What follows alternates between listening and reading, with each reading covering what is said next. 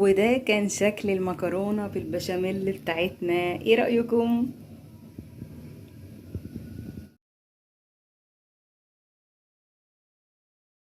ازيكم عاملين ايه؟ النهاردة الاكلة بتاعتنا مكوناتها زي ما انتوا شايفينها كده. اكيد كلكم عرفتوا دلوقتي هنعمل اكلة ايه. هنعمل مكرونة بالبشاميل بكل التكات اللي هتخليها ناجحة معانا بنسبة 100%، وطعمها وريحتها وشكلها روعة روعة روعة. يلا بينا نبدأ اول خطواتنا. نشوف الاول المكونات. انا معايا هنا مكرونه اقلام.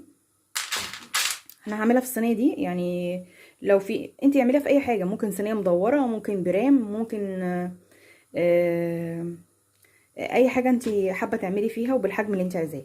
فانا هنا ايه، حطيت شويه عشان انا مش بعرف في المقادير قوي يعني. فحطيت شويه المكرونه وهم لسه نيين مش مستويين، يا دوب واصلين عند نص الصينيه. طبعا لسه هتتسلق، ويلا بينا نحطها في ميه مغليه على النار ونسيبها تتسلق. هنا انا حطيت ميه سخنه، ميه بتغلي يعني، ميه وعليها شويه ملح، وهبدا ان انا اسقط المكرونه.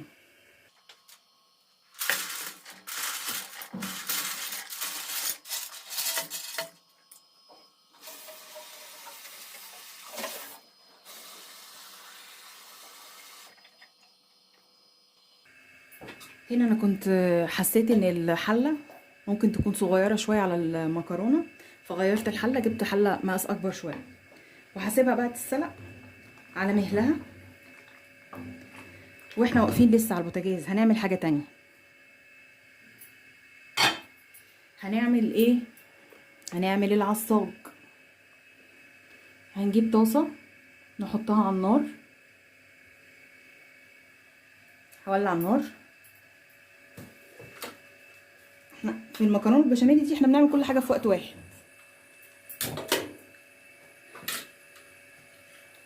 حط شويه زيت، عين الزيت، حط كده حبه زيت.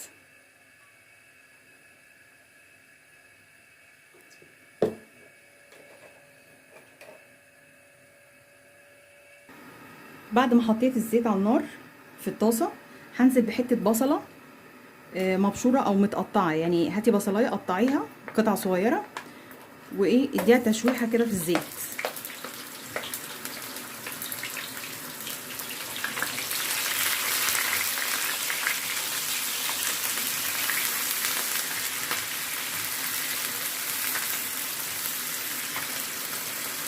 تقلبتين كده بس، وبعدين هننزل باللحمه المفرومه.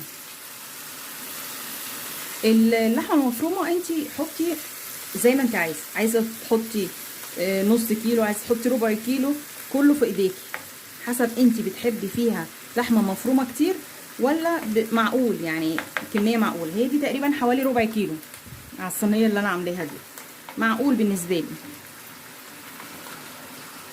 انا اديت كده البصل تقلبتين على النار، خلاص هنزل باللحمه المفرومه.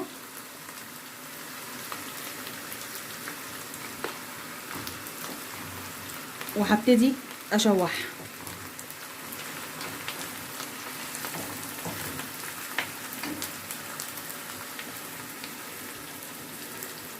انا كده بشوح اللحمه، لسه ما حطيتش توابل، انا بس بشوح اللحمه مع البصله في حبه زيت.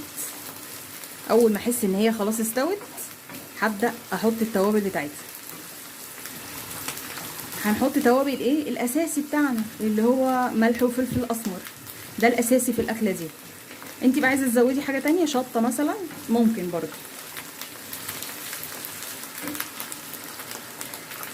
هبدا احط الملح،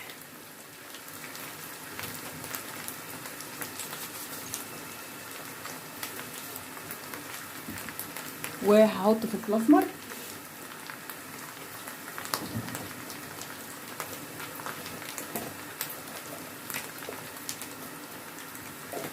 وهحط حبه شطه كمان. شطه شطه شطه. طبعا اللي مش بيحب الشطه مش هيحط. ماشي، نقلب تاني تقلبتين كمان. هي مش بتاخد وقت على النار، يعني هي اللحمه المفرومه مش بتاخد وقت على النار، يا دوب بس تاخد لون، اللون هيتغير كده وتسيبيها كده دقيقتين ولا حاجه كمان تقلبي. اهم حاجه مع التقليب بس، وبتطفي عليها. بس انا في ناس بتعمل المكرونه بالبشاميل من غير صلصه خالص، وفي ناس بتحب تعملها بالطماطم بالصلصه.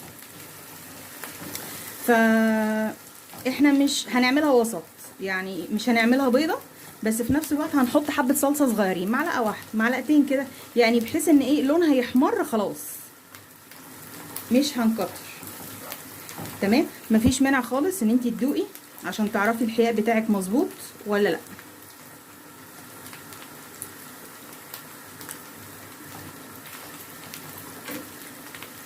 هنزل بمعلقتين صلصه،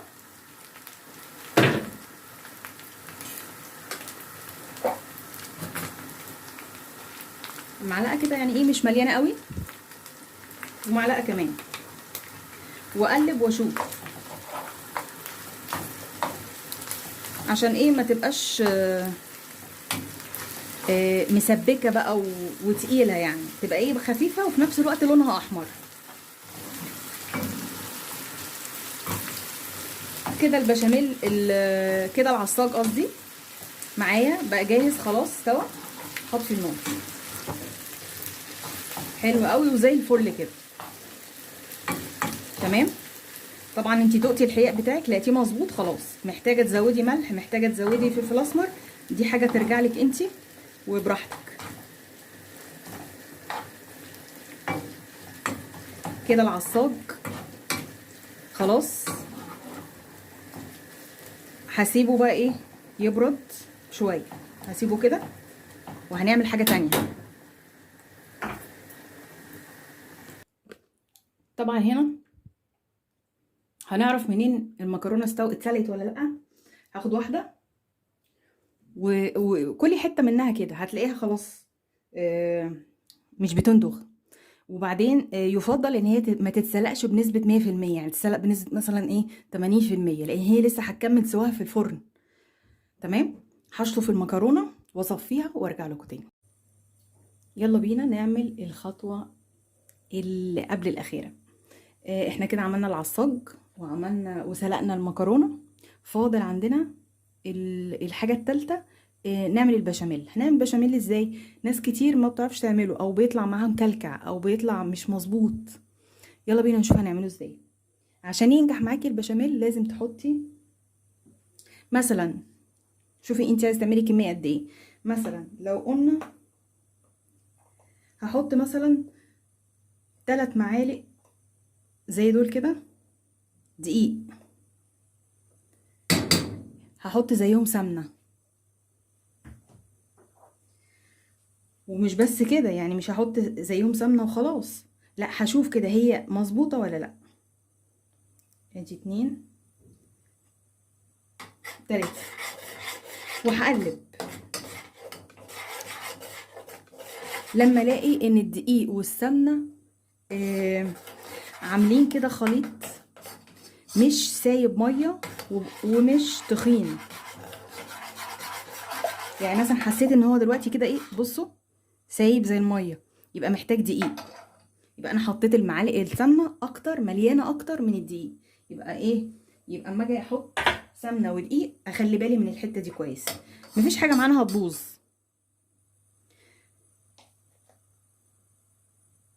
انا حطيت كده معلقه كمان دقيق وهقلب.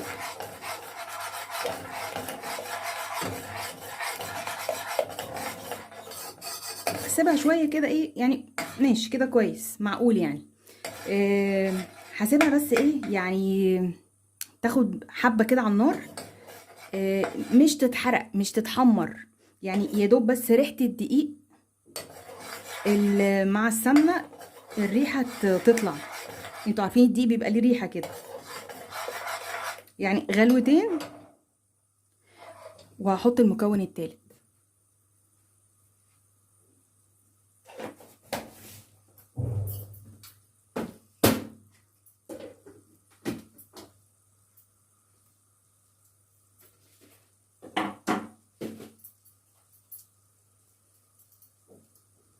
طب انا عايزه هي كده خلاص غليت لها كده ايه غلوتين حلوين بالنسبه لي كده زي الفل.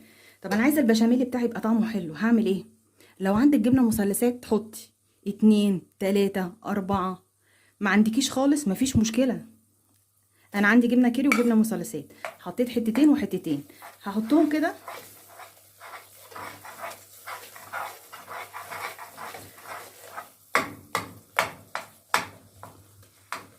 وعندي جبنه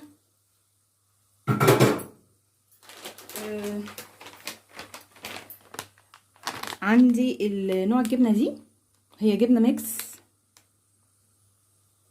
كذا نوع مع بعض جبنه مبشوره، هحط شويه، شايفين لونها كده اهو، هحط شويه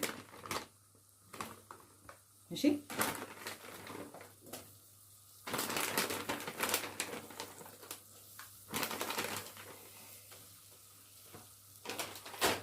انا عايزه البشاميل بتاعي يبقى طعمه حلو، فانواع الجبن هي اللي بتفرق في الطعم، فاهماني؟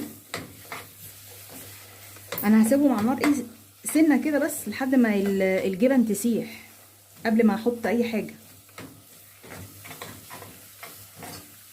هنزل الاول بشويه ميه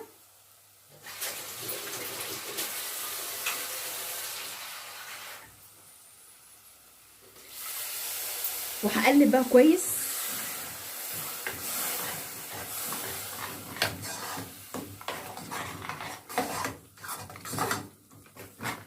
شايفين بتتخن، هحط ميه تاني.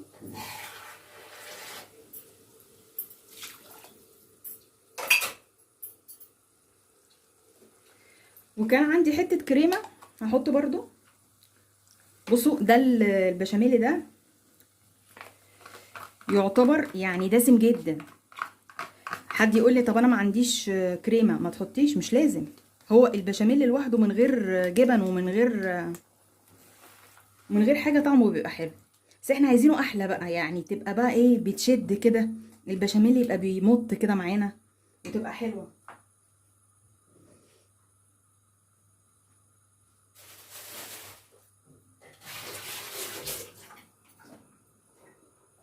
عايزين طعمه يبقى حلو يعني زياده. هنزل باللبن وهقلب بقى كويس عشان ايه ما يكلكعش.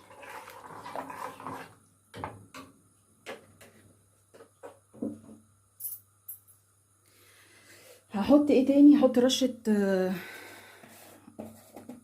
فلفل اسمر، مش كتيره ماشي، بس حلو كده. وهحط رشه ملح برضو مش كتير، لان البشاميل حلاوته ان هو ميبقاش حادق، ما يبقاش مملح، يعني احنا عايزينه يبقى طعمه حلو. تمام. قلبي بقى، هو كل ما هيسخن مع التقليب مش هيبقى مكلكع، واديله وقته على النار عشان الجبن تلحق تسيح.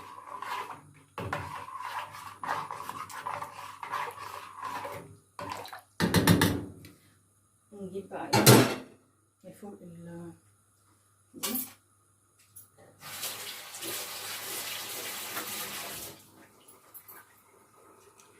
دي اللي هتنفع معانا في التقليب.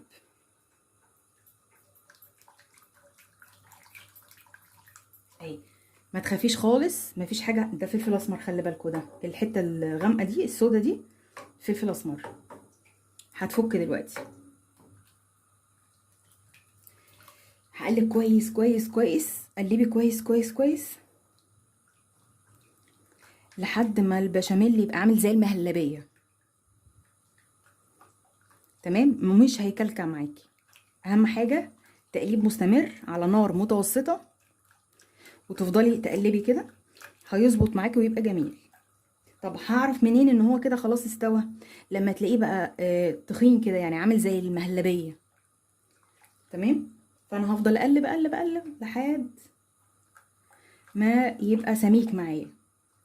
شايفين خلاص اهو ابتدى يفك والجبن ابتدت تسيح، فمش هيبقى مكلكع. تمام، كله كده ايه امتزج مع بعض. طبعا احنا كده ايه في الاواخر خالص، يعني قربنا نخلص، تزهقوش. طالما وصلنا لمرحله البشاميل يبقى خلاص كلها دقيقتين ونخلص خالص. فنعمل ايه بقى في المرحله دي؟ نولع الفرن على نار متوسطه من تحت ونسيبه، لان احنا خلاص قربنا اهو. شايفين السمك بتاعه ابتدى بيتقل واحده واحده بيتقل. طبعا عايزه اقول لكم ان طعم البشاميل تحفه تحفه تحفه، طبعا ما لازم يبقى طعمه حلو. احنا حاطين فيه لبن كميه حلوه، حاطين فيه انواع جبن حلوه مبشوره، والجبنه كيري وجبنه مثلثات وكريمه، فليه مش هيطلع حلو؟ شايفين ابتدى يتقل يتقل، طول ما انت بتقلبي هو بيتقل. وعشان ما تعمليش مواعين كتير، انا خدت الحله اللي انا سلقت فيها المكرونه هي اللي عملت فيها البشاميل، يبقى انا كده ايه، ما استهلكتش مواعين كتير عشان ما اقعدش اغسل في مواعين كتير، غير الحله والطاسه والبلاستيكه اللي انا صفيت فيها المكرونه. شايفين ابتدى يتقل اهو. طب انا في المرحله دي قبل ما اطفي عليه، يعني في المرحله دي هعمل ايه؟ هاخد شويه على المكرونه، ثواني كده.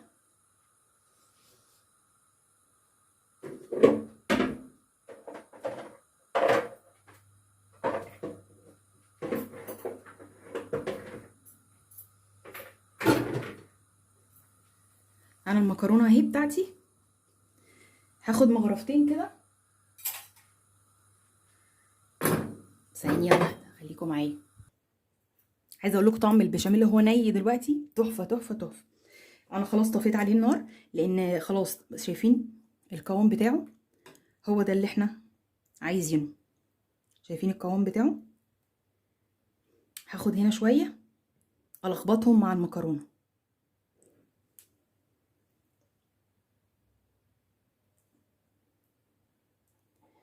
واللي هيتبقى هحطه على الوش. يبقى احنا كده عملنا احلى صينيه مكرونه ببشاميل في العالم. بس كده كفايه، هلخبطهم مع بعض وارجع لكم تاني. انا هنا خلاص اهو لخبطتهم مع بعض، البشاميل بقى يعني سايح ونايح ومغلف كل المكرونه. هحط نص الكميه، نص كميه المكرونه دي هنا، او النص الاكتر تحت. انا فوق مش عايزه طبقه كتير يعني.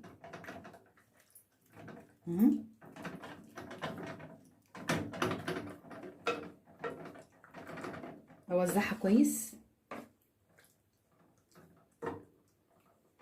تمام.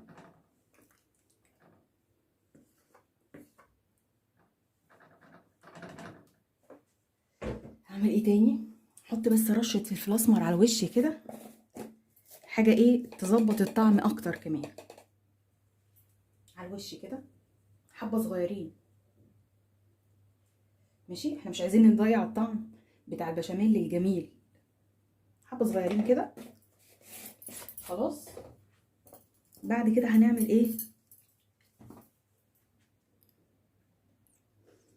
هنحط شويه العصاج الجمال دول، طعمهم تحفه تحفه.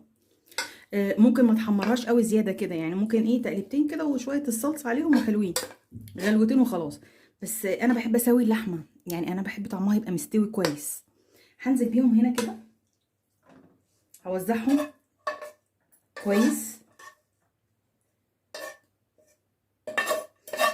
لو في زيت زياده ما تنزلهوش مع اللحمه، يعني حاولي تصفيها.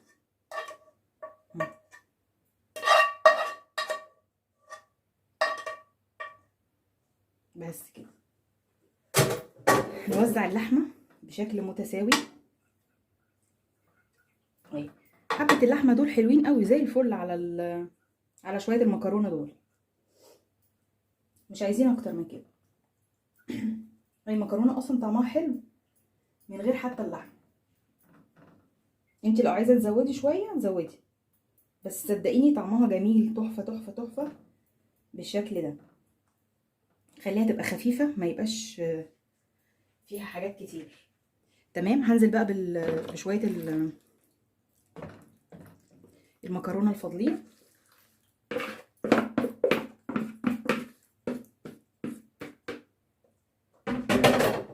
هوزع كويس.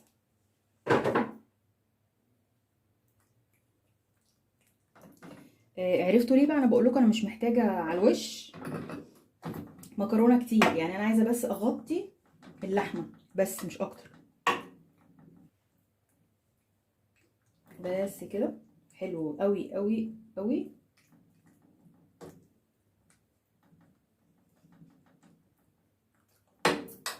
تمام. هنعمل ايه بعد كده؟ هحط بقى ايه شويه البشاميل دول على الوش.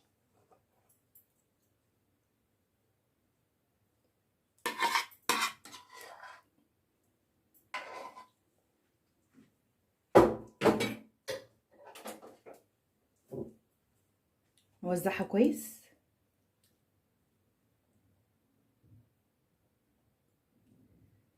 بس شويه بشاميل تحفه تحفه تحفه، مش هنسيب منهم ولا فتفوته. بس كده ونوزع بقى كويس. شايفين؟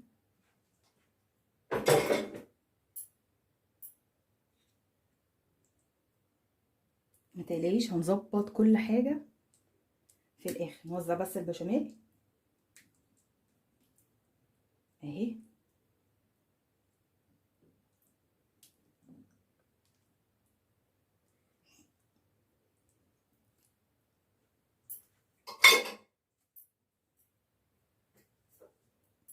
كده احنا صينيه المكرونه معانا خلاص. هنمسح بس الحروف بس كده. انا كده حطيت الصينيه في الفرن، مولعه الفرن من تحت وولعت من فوق نار هاديه. انا عايزه كل ما هتخلي الشوايه على نار هاديه هتستوي معاكي وتديكي لون حلو. لو عليتي الشوايه هتديكي لون محروق، فانت خليها نار هاديه من فوق علشان تستوي براحتها وتديكي لون. شكل المكرونه بالبشاميل بتاعتنا ايه رايكم؟ عايزه اقول لكم الطبقه اللي فوق دي كلها جبنه، جبنه بتمط بطريقه فظيعه من كتر انواع الجبنه، الموتزاريلا والشيدر المبشوره. ريحتها تحفه تحفه تحفه ولا طعمها. يلا جربوها بنفس الطريقه. طبعا احنا هنستغل بقى ان الفرن كان سخن ولسه شغال، فهنعمل ايه؟ هنحط فيه شويه بطاطا. انا جبت هنا شويه بطاطا غسلتهم كويس جدا ونضفتهم كده. الحاجات اللي هي شكلها يعني كانت مقطوعه او كده نضفتها. هحطهم بقى كده في عصاك تحت.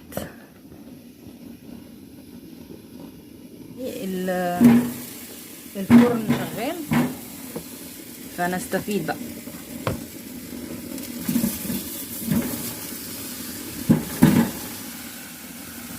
اهو ده شكلها كده، وهسيبها بقى براحتها خالص لما تستوي.